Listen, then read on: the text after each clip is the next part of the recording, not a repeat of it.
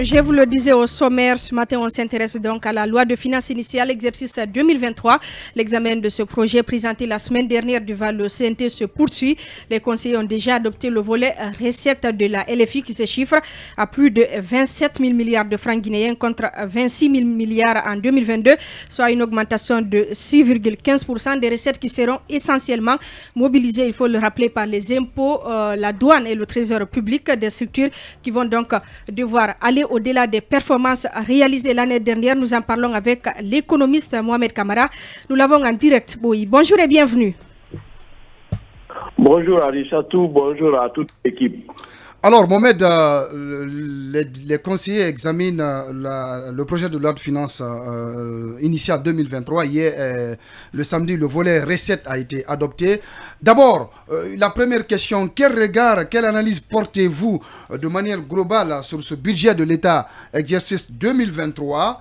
Et de l'autre côté, la deuxième question, l'investissement est important dans ce budget. Quelle remarque faites-vous sur les dépenses d'investissement qui, je le rappelle, sont financées par les ressources intérieures à hauteur de 53,33% et par les ressources extérieures à hauteur de 46,67%? Je vous remercie de l'invitation. Ensuite, nous allons planter le décor par rapport au Code de transparence des finances publiques qui demande l'analyse du budget sous 4 angles. La présentation des données, comme vous venez de le faire, les prévisions budgétaires et la budgétisation, l'analyse de la gestion des risques budgétaires et la gestion des recettes issues des ressources naturelles. Pour ce qui est du premier cas, vous avez vu, la séance plénière est publique. Donc, le public a accès à l'information budgétaire. Les chiffres que vous avez rappelés, je ne reviens pas dessus. La deuxième des choses maintenant, ça concerne la prévision. On table sur une croissance de 5,2%, tirée par le secteur des mines. Jusque-là, nous avons une croissance très concentrée due à l'investissement dans le secteur des mines. Lorsque vous sortez de là, l'investissement, tout le reste de l'économie, l'investissement dans le reste de l'économie est faible. Ça, c'est un problème. Deuxièmement, c'est l'anticipation qu'on fait de l'inflation. On continue à prévoir l'inflation à 10%, alors que si vous regardez sur la période de l'année 2021, l'essentiel de l'information sur l'inflation, vous prenez les rapports du comité de politique monétaire, vous prenez les rapports de l'indice harmonisé du prix à la consommation, vous êtes au-dessus de 12%. Donc ça, c'est un problème. Ça veut dire que le gouvernement minimise toujours l'influence de l'importation, de l'inflation importée. Et la troisième des choses, c'est les charges qu'on met sur les départements, les régies, comme la DGI, Direction Générale des Impôts, la Direction Générale des Douanes. Pourquoi cela? La douane, en 2021, on leur a assigné 12 000 milliards. À cause de la baisse d'activité, ils étaient contraints de ramener ça à 10 000 milliards. Donc cela dit, la baisse d'activité est un risque qui peut peser sur le budget. Et le gouvernement doit en prendre compte. Même le taux que l'on met sur la DGI, Direction Générale des Impôts, si réellement on veut élargir l'assiette fiscale, ça veut dire qu'on va augmenter le nombre de contribuables actifs dans le répertoire des impôts. Le problème est que ça ne se fait pas du tic au tac. C'est un processus qui va prendre donc tout ne devrait pas reposer, selon vous, sur les impôts, sur la douane et sur le trésor public. Il faut prendre en compte d'autres sources de revenus, c'est ça? Absolument, absolument. Et la dernière des choses, rappelez-vous que la gestion des ressources issues des secteurs des mines, avec les réformes qui avaient été initiées par le ministère des Mines, on nous a dit que, par exemple, le prix de référence de la bauxite apporterait $1 milliard à la Guinée. Bon, vous comprenez avec moi que ça ne figure pas dans ce budget. Cela dit, ce sont des choses, quand vous voulez faire des réformes de ce type, j'aurais compris que les honorables conseillers demandent au gouvernement, en fait, l'impact des réformes telles que la fiscalité des mines et les mesures qu'ils sont en train de prendre, quelles ressources additionnelles ça va amener en plus. Et il y a d'autres régies qui n'étaient pas comptabilisées. Par exemple, le test PCR, vous parliez tout de suite des voyages. À chaque fois que les gens voyageaient, ils doivent payer 650 000. Les conseillers ont demandé que ça soit versé dans le trésor public. Il y a d'autres redevances comme la RPT, comme sur les jeux de hasard, les Lonagi, Guinée Games et autres qui doivent payer aussi des redevances à l'État. Les locations des bâtiments de l'État, comme le patrimoine bâti public. Tout ça, toutes ces recettes, les contraventions que l'on nous verbalise dans le long des rues, quand on prend ta voiture, tu payes 300 et quelques mille francs. Bon, la part qui revient à l'État doit aussi se retrouver dans les caisses de l'État. Ça doit être tracé, c'est ce que les honorables conseillers ont demandé. Alors Mohamed, tout ce que vous dites là suppose aussi la diversification de l'économie guinéenne qui est beaucoup plus concentrée sur le secteur minier. Moi, je voudrais quand même vous poser cette autre question. Quand on prend une loi de finances, il y a le volet recettes-dépenses. Aujourd'hui, les dépenses, les recettes, on enregistre une hausse à plus de 27 000 milliards de francs guinéens. Les dépenses explosent à plus de 36 000 milliards, alors que l'année passée, on était aux alentours de 30 000 milliards. Mais quand vous prenez aussi l'autre aspect d'une loi de finances, c'est l'aspect des dépenses liées aux politiques de développement public du pays et qui est imputable au BNP, au budget national de développement. Qu'est-ce que vous avez à nous dire par rapport aux dépenses d'investissement de cette année? Est-ce que cela répond aux besoins croissants des populations sur le terrain? Oui, absolument. En fait, le budget, c'est l'expression chiffrée d'une volonté politique. Si le gouvernement veut dépenser plus pour nous, ça veut dire qu'il a la volonté de bien faire. Cependant, lorsque vous êtes en train d'engager des dépenses, dans le rapport examiné par les conseillers au 30 septembre, le budget n'était dépensé, l'exécution des volets dépenses n'était qu'à 45%. Donc vous voyez, on a mis des ressources à la disposition des ministères des crédits qui n'ont pas pu consommer. Et lorsque vous dites investissement encore à cette hauteur, la crainte est que, in fine, les départements, les services concernés ne puissent pas utiliser toute cette ressource-là. Qu'est-ce qui explique justement cette situation? Pourquoi les départements, s'ils ont des moyens à leur disposition, ne peuvent pas les utiliser? Voilà, plusieurs choses. D'abord, le respect des règles de procédure. En matière de passation de marché, vous avez des délais dans la publication du marché, vous avez la notification du marché et vous avez des seuils au-delà desquels vous ne pouvez pas passer de marché gré à gré. Ça, c'est un. Deuxièmement, il y a aussi la disponibilité des ressources, puisque le gouvernement a voulu marcher sur ce qu'on appelle la position nette du trésor, c'est-à-dire vous dépensez lorsque l'argent est dans la caisse. Donc si ça aussi ce n'est pas là, donc vous devez aussi attendre un peu. Et la troisième des choses, c'est le gel des comptes des collectivités locales. Depuis l'année, ça fait 1 an qu'aucune commune n'a reçu 1 franc, alors que vous avez collecté des impôts sur les sociétés minières. Le FNDL base qui est collecté sur ça, depuis 1 an, aucune collectivité n'a reçu ces 15%. Et il y a des tensions dans les zones minières. C'est le cas pour le faux décompte de Conakry. Aucune commune de Conakry n'a reçu ce montant. Donc le gel aussi explique en fait en partie, parce que sur ces 2 ressources, vous avez 1 000 milliards qui n'ont pas été utilisés. Donc voilà, ça c'est un problème. Sinon que l'investissement, et quand vous prenez le budget financé sur le financement extérieur, le taux de décaissement est très faible, il est en dessous de 20%. Ça c'est un problème. Le gouvernement doit avoir aujourd'hui l'attitude d'expliquer les règles et procédures, et aussi de faciliter, éviter la caporalisation des EPA. Parce que j'ai comme l'impression qu'on dévoie un peu l'esprit de la loi 056 qui a modifié la loi 075 portant gouvernance financière des établissements publics à caractère administratif. Ils sont autonomes. Mais ceux-là n'ont pas eu, le processus n'a pas abouti. Lorsque vous regardez les mesures transitoires et finales de cette loi, il est dit que le gouvernement doit recenser tous les EPA. Les EPA qui ont, comme le disent les conseillers, les EPA qui ont la même finalité, la même mission, vous les regroupez. Ensuite, il faut les doter d'organes de gouvernance, conseil d'administration, direction générale, agence comptable. Parce que l'agent comptable doit être nommé par le ministre des Finances et il doit prêter serment devant la Cour constitutionnelle, la Cour des comptes. Et quand vous regardez aujourd'hui combien d'EPA en Guinée, on n'en a pas les sociétés publiques, parce que cette loi différencie les organismes publics autonomes en deux parties, les EPA et les sociétés publiques. Les sociétés publiques sont régies par le droit OHADA.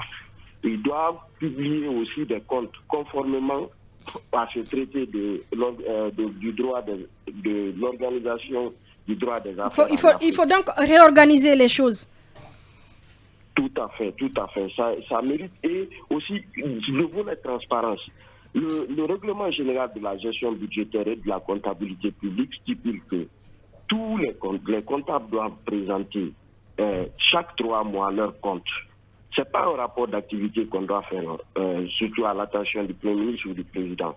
Les comptes doivent être publiés. Vous devez aller, quand vous allez sur le site du ministère des Finances, vous devez retrouver normalement la liste de tous les EPA. Vous devez retrouver leurs comptes, même ceux qui viennent d'être créés. Vous devez avoir un bilan d'ouverture.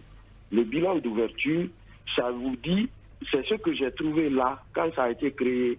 En fin d'année, maintenant, tu fais un autre bilan. Après, on compare. Si tu as bien fait, donc les comptes, plutôt la valeur du patrimoine a évolué.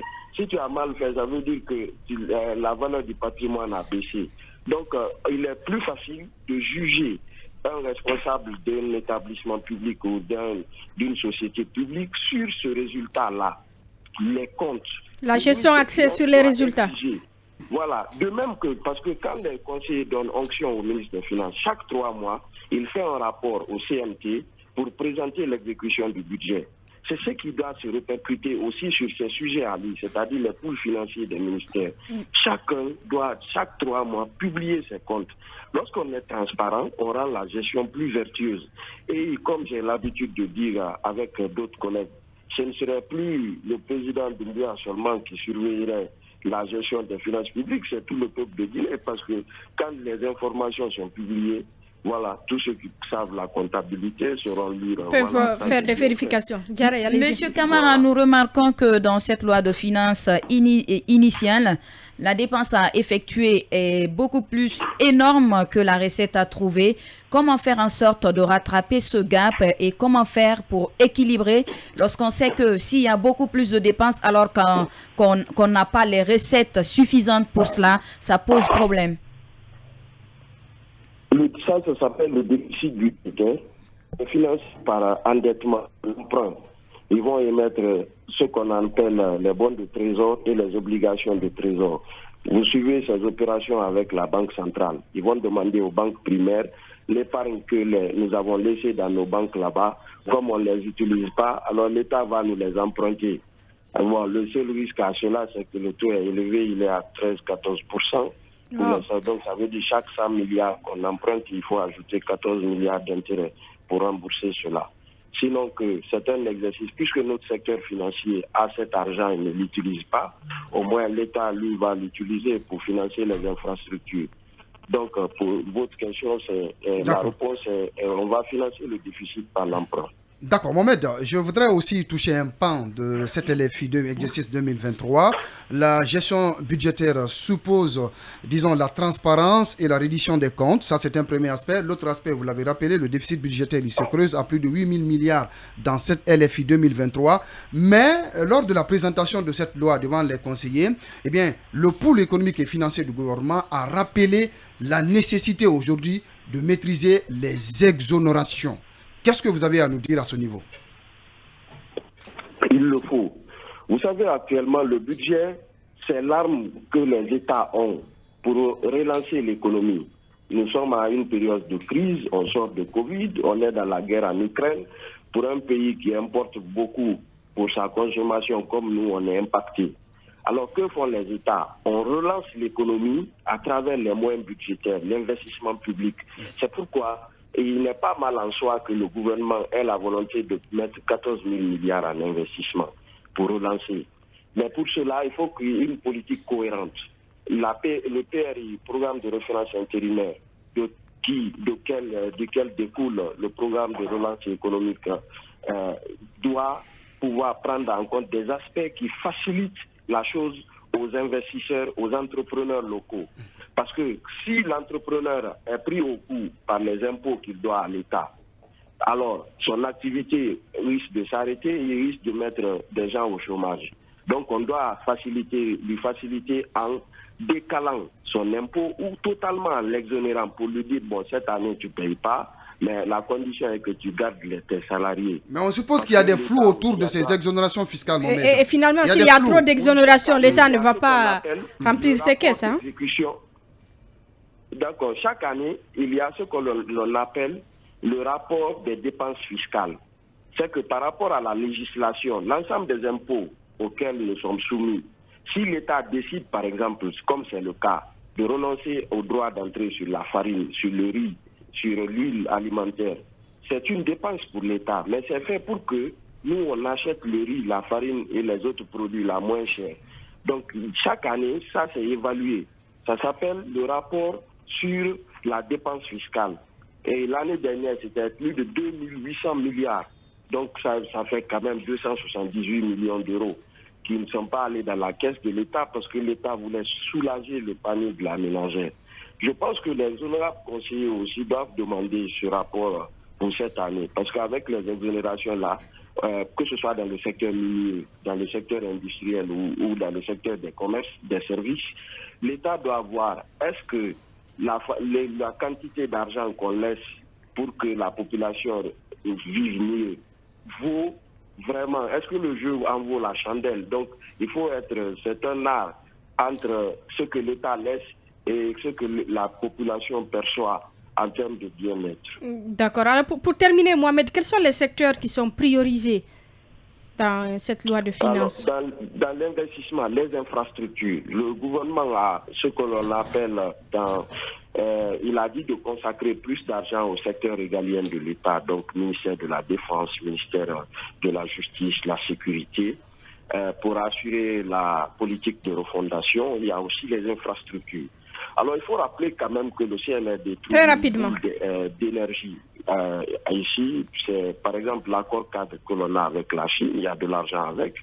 On a de l'argent disponible avec les partenaires comme la BAD, la Banque mondiale et la BID. Il suffit juste de se mettre en règle pour pouvoir décaisser plus, pour financer nos routes, pour financer l'énergie, parce que c'est ce qui peut être le moteur de notre développement futur. Voilà, ça sera donc le mot de la fin. Grand merci à vous, Mohamed Kamara. Je rappelle que vous êtes économiste. Merci beaucoup pour votre contribution. Un mot sur le budget de la santé, très rapidement. Oui, Adissatou, le budget de la santé au niveau de cette LFI 2023, on remarque que les crédits alloués au département de la santé ont baissé de 8%, on est descendu à 5%, ce qui suscite un véritable... C'est dommage, quand on vient de fermer les boutiques de vente de médicaments, on doit ravitailler. Tout à fait. Et vous savez, le taux avait grimpé à 8% parce que... le crédit qu'on a mis à sa disposition. Oui. Le taux avait grimpé à 8% parce que la Guinée était frappée par des épidémies. Il fallait y faire face. Et on a des défis aujourd'hui. Il y a les médicaments, les structures sanitaires et tout, le privé. Le président du CNT, Dansa Kourma, a exhorté le gouvernement quand même à revoir le taux du ministère de la Santé en hausse parce que tout simplement, c'est une question de santé.